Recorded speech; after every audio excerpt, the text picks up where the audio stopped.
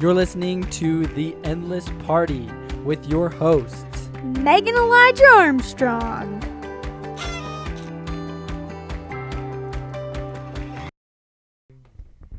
Hello, friends, and welcome back to The Endless Party. Hello, hello. We're so glad you're here with us, and that is the honest truth.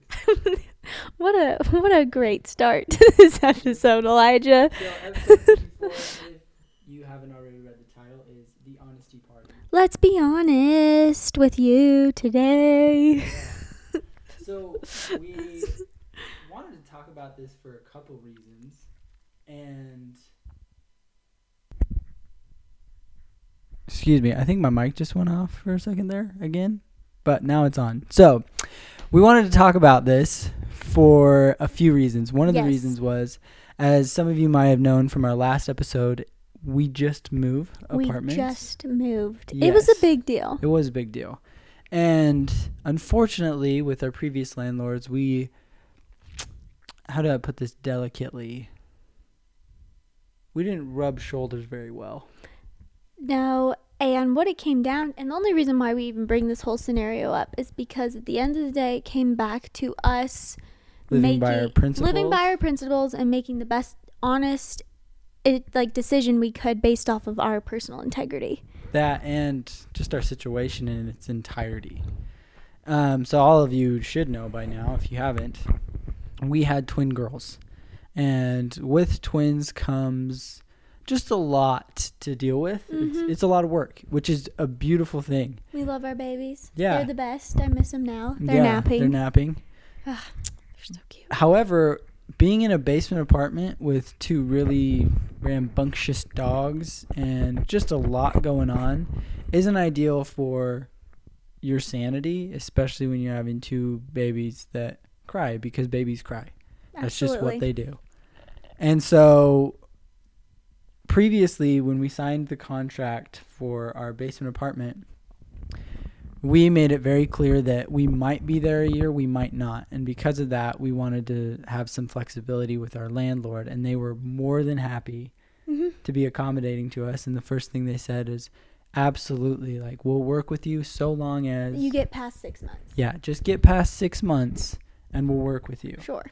And so we were at the 10th month. Yeah, the 10 month mark. mark. We'd paid rent 10 months. Yeah.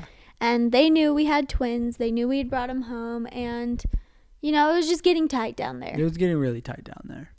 And we have also made it known that there were some things in regards to noise and just other things that weren't very accommodating to us. No, and it was just time to leave. It was. That's just kind of nothing to their fault. That's just life. It was just the situation. They couldn't change the place we lived in, and we just needed to get out. Yeah. So we went to them. So I called them and I just said, hey, we have to leave. We need to get out of this situation, and it's nothing against you guys. And interestingly enough, the husband was so great. He was great. He was like, absolutely, no problem. We totally understand your situation, and we did talk to you when you signed the lease that we'd work with you, so no problem. Well, then a few hours later, I get a text message, not even a phone call or a face-to-face, and it was like, hey, my wife just reminded me that you actually owe us more money because you didn't give us a notice, and we're keeping the deposit on top of that. And I was like, wait a second. Hold on. This isn't working with us at all. Mm-mm. And so I gave him a call and I just said, hey, what's going on? You guys said you'd work with us. And long story short, they were like, well, that's not in the contract. So we were like, no worries. We'll go back to the contract. Yeah. And we found a breach, and basically we had been violating the contract for a while because we were only supposed to have two people there. 2 people living there. We ended up having 4. Because of that, it made the contract void, and we would have had to have moved. Needless to say, this whole situation was really sticky, and it was getting kind of heated. Yeah. Both parties were starting to get upset with each other. And so finally we just moved house, boom, out of there. Right. We decided it was best to move. And so and then I finally, called them back, and I just said, hey, this is the situation. And with our values based on our beliefs, we're not going to pay this extra money for not living there, but we think it's fair that you guys keep the deposit, all things considered. Like, because we did inconvenience you by choosing to Yeah. move. so this gives you at least another month worth of payment to be able to find new tenants. And anyways, it was still ugly, but we just stuck to it because we also believe in the principle of like being a monster and sticking to your guns and recognizing that you're not always going to please everybody. Yes. And sometimes you have to agree to disagree and realize that it's not a win-win or a lose-lose situation. It's a win-lose situation for both parties. And I think, too, the only reason why we bring this up is because, like, in life, you think that every situation is going to have this, like, perfect closure. Right. And this was a situation where we didn't have this perfect closure, and both parties were pretty upset with each other, Yeah. actually. Well, and it was pretty sad because we actually I mean, it were was pretty great. good friends with them, and like And we were both pretty flexible with each other. Yeah. And the 10 months there, like we said, it wasn't bad, It wasn't and it actually bad. ended up being nice because of our babies at the hospital, and we were so close, and things worked out that way. Right. But unfortunately, it just ended, and it didn't end on gracious terms, which was pretty sad. No, but now that we're looking back at this situation, I think one thing that we're really thankful for is that we were honest. Yeah. And we called them and we told them exactly how we felt, and we told them exactly how we felt it was right to, end this situation and move, and this reminds me real quick. There's always a little voice in the back of your head. It's basically like the devil on your shoulder and the angel on your shoulder that's like, you know what? Forget them and don't even call them. Just move and pack be up done and with leave. It. And that's a huge temptation. I mean, we really wanted to do that because it was already really ugly, and we were like, right. We're just going to make them more mad by telling them we're not going to be paying them extra money. And we did. They were more mad at us. But that goes back to what Meg was just explaining, is that's what made us the honest part of us. The standing. It's like we got to be honest with them. We got to tell them why we're leaving and how we feel it's right to end the situation, even though it's going to make them uncomfortable, and it's uncomfortable for us to have this conversation. Wronged, And I think I really like this like topic and this example too, because I think something that's really interesting about honesty is that I feel like as a society, we lie or have the habit of lying to try to make people feel more comfortable. Yeah, does this absolutely. outfit look good on me? Right. What are you going to say? Well, are you going to be honest? Or are you going to be are you going to say what makes people like comfortable? Right. And what's better in the long run? And I've noticed it's always better to be honest. Just be honest. In the long run. And I think another reason why we wanted to bring this podcast up is because it's really easy to tell little white lies to save face. So easy. To save face. It really is. Yeah. And I think a lot of time, like for example, I think this is something that all of us do as a society is like if you're invited to something, sometimes you'll make up a fake excuse to get out of that invitation. Yeah, to not go. Instead of, and I'm guilty of it. I think everybody's guilty of it. Instead of being like, hey, actually, this just isn't going to work and we're not going to be there. Yeah. And what's better to say that or be like, oh, I'm so sorry, we can't make it because, and that's actually, this happened or this happened. You also say sorry, but in reality, you're not sorry. You're not sorry. And that's dishonest too. You don't want to go to and you say, oh, I'm so sorry, I can't make it. But are you really sorry? I mean, and that's something, honestly, we're trying to work on. Yes, I'm trying to be a lot better at just being transparent. This just isn't going to work, and we're not going to be there. But thank you so much for the invite. And you don't even need to make an excuse. No, you really don't. Yeah, having twins. It's the perfect excuse. If you want an excuse, have twins. Multiples, man. We show up to things and we're like, hey, we got to leave because we have to feed the babies, which is actually, that's actually true. That does happen. That's not dishonest. But people are always like, oh my gosh, of course. Absolutely. Just go. Yeah, you need to go. You have 2 babies. So if you do want an excuse, have 2 babies. Start the endless party yourself. Yes. Yeah. But it is interesting. It also goes back to, I think when people think of honesty, a huge person or a huge character they think of is Abraham Lincoln. Honest Abe. Yeah. How cool would it be to be known as Honest Meg? Yeah. I was just an honest good, just person. good Like, going person. Out of everything, she was always honest.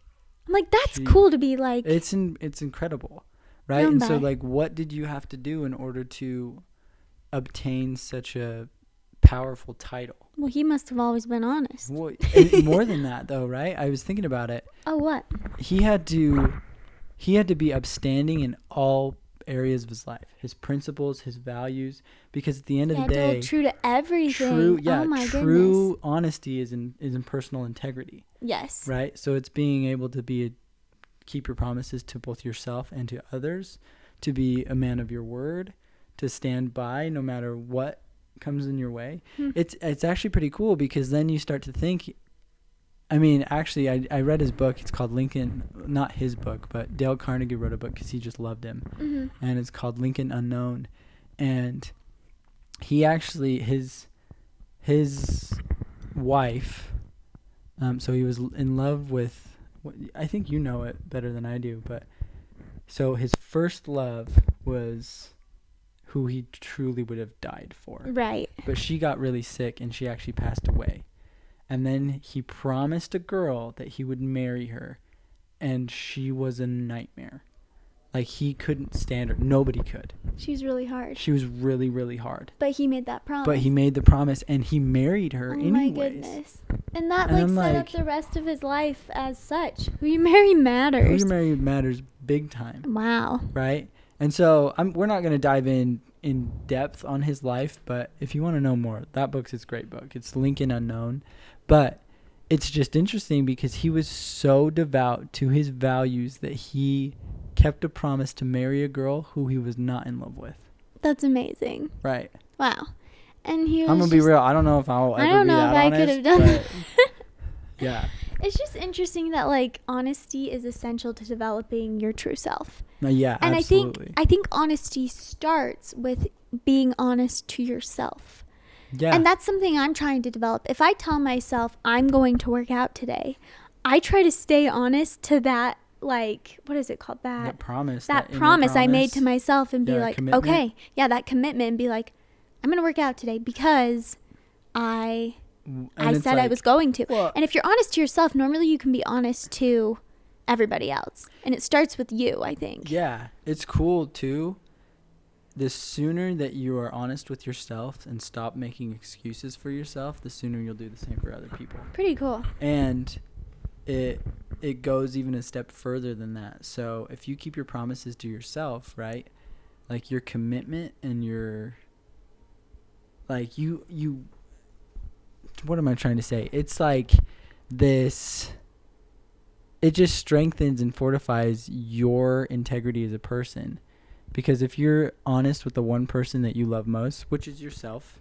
Everybody loves themselves the most. Me, myself, I. It is so easy to be honest with everybody else. Right. I think something else I wanted to talk about is people respond really well to honesty. If you're just honest and you tell someone, I'm going to be honest with you, and then you tell them the honest truth, normally they respond better than you making up an excuse or lying. And normally you won't get tangled, like, yourself into a web. For example, there was, like, in our life, I think we watched someone tell a white lie. Yeah. And what happened is it got, like, sticky and tangly. But instead of just, like, being honest with the person, like, in the first place. Yeah. You know? Yeah. And people usually respond pretty well. So I don't know why we're all afraid to be honest. And maybe we're afraid to hurt people's feelings, or I don't know. I think it goes back to what you said. But normally people respond pretty well. I agree. It's back to what you said, though. It's habit, right? It is just as easy to lie as it is to tell the truth, but both are habit forming. And the problem is, most of us have formed the habit of a lie instead of the truth. Interesting. Even when it's just something as simple as maybe making a story a little more extravagant than it was. Interesting. You know? I never even thought about that. So people, like, make it just a little more fluff. Just to add a little. Even though it's like there was no fluff needed. Like, the story was great even without it. Yeah. Right? And there's people in my life that I've seen do that. And it's and what's interesting is as soon as you see somebody tell a white lie and you know it's a white lie, You you immediately don't trust that person. so Which is that's crazy true. because most, if not all of us, have told little white lies. Yes, we have. All of Yeah. us. I know all of us have. Yeah. And here's something I want to say. I feel like we talk about principles all the time on this podcast, but I just want to like put this disclaimer and being transparent. These are all principles Elijah and I are really trying really hard we're to working do on well. them. We're not perfect, and I No. can't say that I'm perfectly honest. Am I trying to be perfectly honest in all that I do? Absolutely, yes. Yes. But anyways, okay, that kind of goes into this. When you see someone, have you ever also okay, let me rephrase this. Have you seen someone lie in front of, like, not to you, but to somebody else? Yes. And how does that make you feel about that person? So, like, let's say I'm having a conversation with you and I see you lie to somebody else. You're not lying to me, but then it's like, could I trust you if you're being dishonest with another person? How does that make me feel about my relationship with you? Because I'm Right. like, oh, how if many they... times have you lied to me? Right. Yeah. Anyways, and I think this kind of jumps into like one of my favorite stories of all time. This is the epic pot roast over the fence story. Honesty wins. This This is a really good story. It happened at the old apartment, the basement apartment. So at our basement apartment, not only did our landlords have 2 dogs, but we also were surrounded by dogs in every corner. Everyone had dogs around us. I don't know why. Yeah. And then Yeah. behind us, they just got a new puppy, and it was a pretty big puppy. Yeah. But it was so loud, and they were trying to kennel train it, and we didn't know that. But it was outside, and it was 12 at night. I think it was midnight, yeah. And it was 1 a.m. Like, it was bad. It was really, really bad. And it was just whimpering and whining so loud. So like, loud. And it's right outside our door. Hew, hew, hew, hew. Just like that, okay? Hew, Yeah, if you want to hew, be hew, up at night till 1 a.m., just put this on repeat, and you'll know what we went through. Okay, enough. See, I'm just showing him. It was annoying. Yeah, it was that bad. Probably worse. Stop. So, anyways, I was like, I can't handle this anymore. And so I went outside, and we had this leftover pot roast. It was like so gross. Well, it wasn't gross. I thought it was kind of gross. It turned out dry. It wasn't my best meal. Well, It was a good fine. cookie. It wasn't bad. So immediately I just start hucking this pot roast in chunks, like, over the fence. Try to get the dog to stop. And the dog, like, stops. I'm like, sweet. Like, I did it, Then it starts up immediately after. So we just go to his parents' house. We're like, Yeah, we so I got to get sneak out of into here. my parents' house and just Like, we can't 'cause sleep we here. couldn't sleep at all, and it was awful. And so finally, I get a text from our backyard neighbor, and he's actually a good friend of ours. And he texted me, and he's like, "Hey, there was like some leftover Costco chicken in my backyard. Do you guys have anything? Like, do you know about that?" And I'm like debating. We're like, oh my gosh, are we going to admit to the fact that I just threw meat over the fence? So I like start to question everything, right? And I even call my dad. I'm like, dude, I don't know what to do. What do I do? And he's like, just be honest. And I was like, you're right. So I immediately just call him. And I'm just like, hey, Sterling. I said, your dog was just super whiny. And I understand he's a puppy and, like, no worries. But I was just trying to get him to be quiet. And he's like, dude, why didn't you just call me? I was like, I actually didn't have your number until you just texted me. And so anyways, he's like, dude, it's no big deal. We were just curious because one ended up in my wife's planter. And there's just, like, meat in his, like, yard. Things. He's like, next time just call me. Like, I have no problem, like, dealing with it. And I was like, oh, okay, like, not an issue. Right. And his dog actually did it again. And I just sent him a text. And I was like, hey, man. Like, can you just, like, put your dog in? No big deal. And he's like, dude, your wife's pregnant with twins, because she was at the time. I was. Like, I have no problem putting my dog in. And it was great. Like, he was so nice about it. And that relationship was, like, totally maintained because of the honesty. Yeah, instead of just being dishonest. They're still, like, friends today. Yeah. Like, I saw him today. And yeah, you did see him today. Yeah. And it was like, hey, man, what's up? There's, like, no remorse. Even though Elijah legit threw meat across the fence at, like, 2 a.m. to get the dog to stop. It was wild. But, long story short, it is much better and it pays dividends. To be honest. It's the best investment, to be honest. Because at the end of the day, nothing can come back to bite you. Nothing. Like, you don't risk anything by being honest. Right. And I think if you start practicing the habit and changing the habit of being honest in the little things and like recognizing when you are telling those little white lies, then you can start really being honest in the big things when it matters. Making those hard phone calls, having those hard conversations, being honest in all things. Yeah.